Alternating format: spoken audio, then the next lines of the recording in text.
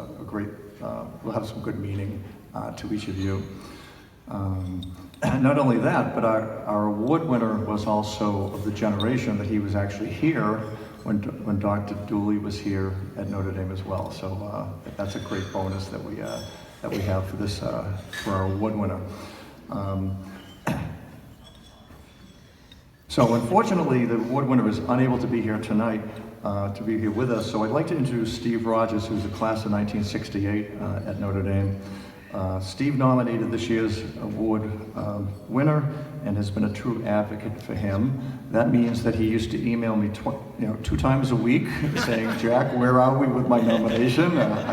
I feel very strongly about him and did a great job to be his advocate during the process. But we felt very strongly that he truly deserved this award.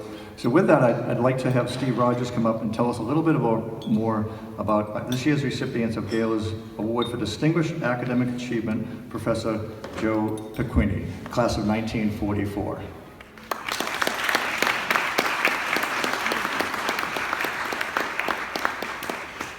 Jack. Was it only twice a week?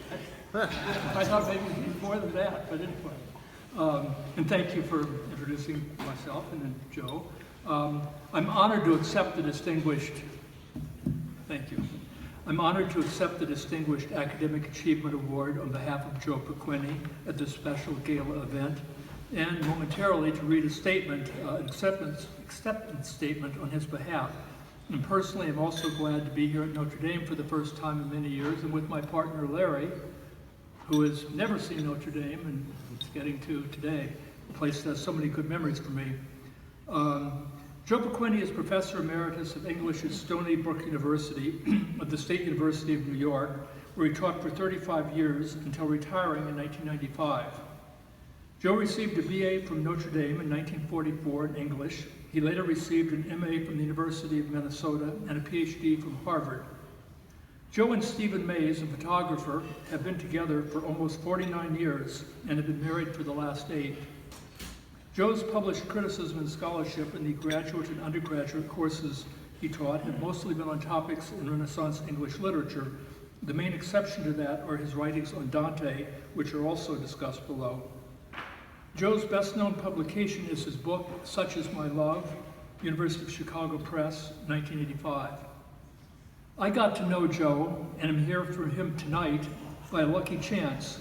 Shortly after retiring from legal practice in New York City, I signed up for some language courses at a neighborhood senior center near NYU. Joe was, and still is, a fellow student, and as I learned in stages, a gay man, married to his longtime partner, and a Notre Dame graduate. And he's also from the class of 1944, of what has been called the greatest generation, and indeed the generation of Tom Dooley, who partly overlapped him here at Notre Dame, and whose memory we honor here this weekend. Talking to Joe about Notre Dame in the 1940s, during World War II, and where he also edited the Scholastic, has been fascinating to me.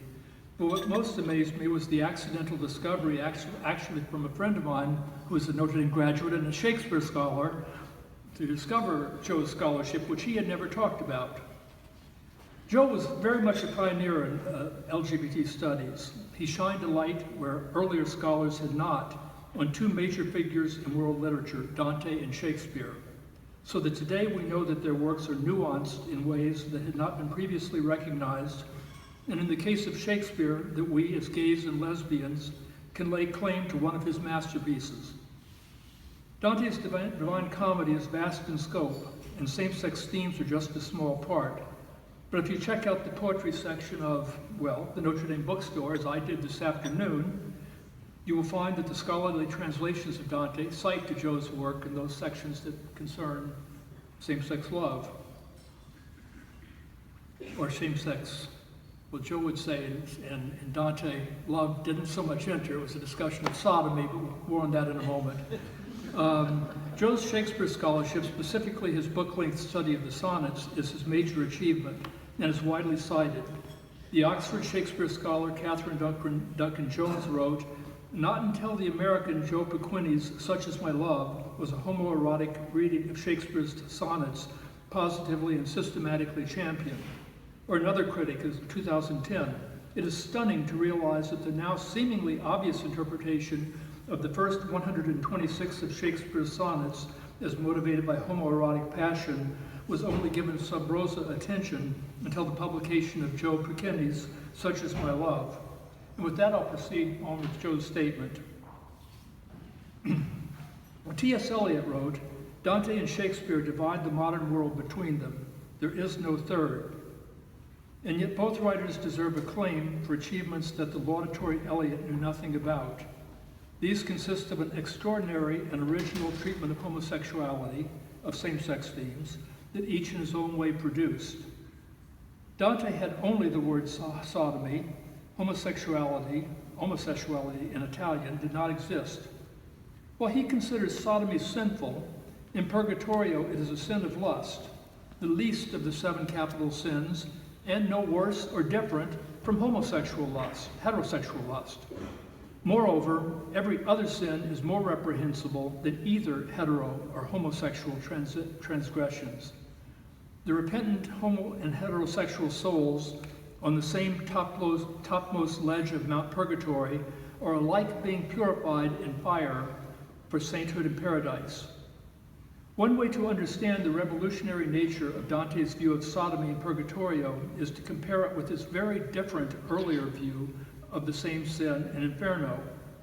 There he takes a conventional stand, regarding the behavior as unnatural and far more reprehensible than heterosexual sin, which does not violate the law of nature. Sodomites are tormented by falling fire in the deep 7th circle of hell. The heterosexual lovers, including the poignant Francesca and Paolo, are far above at the 2nd circle. They are the first and least guilty of the damned encountered by Dante the pilgrim on his journey through hell. What made Dante the author change his mind so radically while writing Purgatorio is unknown. But it is in this second cantica of the Divine Comedy that Dante makes manifest the liberal conception of sodomy that appears to make him unique among medieval writers on the subject. Shakespeare the sonneteer, writing later, takes a much more favorable attitude toward homosexuality than any other English Renaissance writer. He imagines it, though, in a far different way from Dante's. The English poet eschewed the word sodomy with its bad connotations. The word homosexual was not in use then. Actually, love is the word he used. Never does Dante depict individuals involved in homoerotic love. In the sonnets, that topic is central. Dante, obsessed with Beatrice, did not experience homosexuality either in real life or as he portrays himself in poetry. The situation is strikingly different with Shakespeare. Of his dramatic and poetic writings, only one really could be about himself, the sonnets, and there's strong evidence in this love sonnet sequence that it renders the subjective erotic experience of the author himself. My study of the sonnets, Such Is My Love, makes the case for autobiography. There I show that the poet protagonist has an adulterous affair with the mistress, the so-called Dark Lady, in sonnets 127 and 152, while the much longer first part of the sequence, sonnets 1 to 126, imagines him as deeply in sexual reciprocated love with the beautiful, desired, and desirable young man whom he calls the master mistress of my passion. The commentators never did question the sexuality of the poet's relations with the female mistress, but for 4 centuries, they ubiquitously denied the sexuality of his relations with the master mistress. My book undertakes to prove that with the sonnets, Shakespeare created the grand masterpiece of homoerotic poetry. There is no second. And my own comment, apart from either gender or the sexual dimension, these are surely among the most beautiful love poems ever written. The chronic aversion to homosexuality that we, since the 1960s, call homophobia, never took aim at Dante's depiction of sodomy in Purgatorio. He had taken such an orthodox stand on the sin in the Inferno that the subtle shift to a rare though flaming lenience, that's Joe's line, an interesting one, in Purgatorio did not attract attention. But from the 17th century on, homophobia had a stranglehold on Shakespeare's sonnets. The traditional commentators were in total and irrational denial of homosexuality in the poems, much like our current political leaders who deny the science of climate change against all evidence.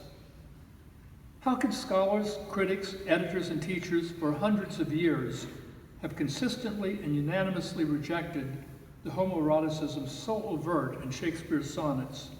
What is the rationalization? It's mainly that friendship was different in the Renaissance, and friends used to talk to each other in that amorous way. But they never could produce an example, not in the dialogue between friends in Shakespeare's plays or anywhere else. However, that didn't matter. The important thing was to convince themselves and one another that Shakespeare was not a queer in the old offensive sense. My project was to serve the LGBT community, and such as my love carried it out. First, by combating homophobia in the teaching of and writing on the sonnets, and second, by enabling the gay, lesbian, and other members of our community to better understand and to lay claim to their classic literary masterwork. Of course, my demonstration of the crucial homoerotic dimension of the sonnets would elicit some retaliation. The book was roundly attacked by reviewers, especially in England, and even some gay reviewers were unsympathetic, objecting to some references to Freud in my argument. But that was in the late 80s. Since then, my thesis has been widely accepted and esteemed. Naturally, that is very gratifying.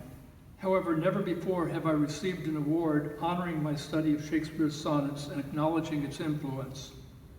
For that, I'm deeply grateful to GALA, ND, SMC. I'm delighted to receive this recognition from an organization at once connected with my Catholic alma mater and the LGBT community, a connection that not so long ago would have been deemed inconceivable. Well, that concludes Joe's speech. I'll just make a very short further comment. When I read Joe's comments about pervasive homophobia of past decades, I thought to my time, and back to my time at Notre Dame, and the difference it would have made if the great education I received here had just naturally included lesbians and gays in our place in the world. So much has changed for the better since then.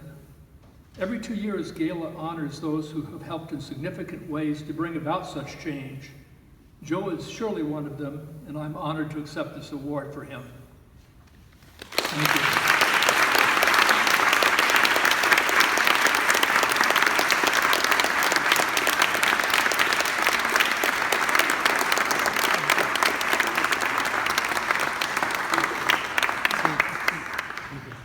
Picture opportunity. Oh, Yeah. Turn around, there you go. Yep. and Larry, thank you for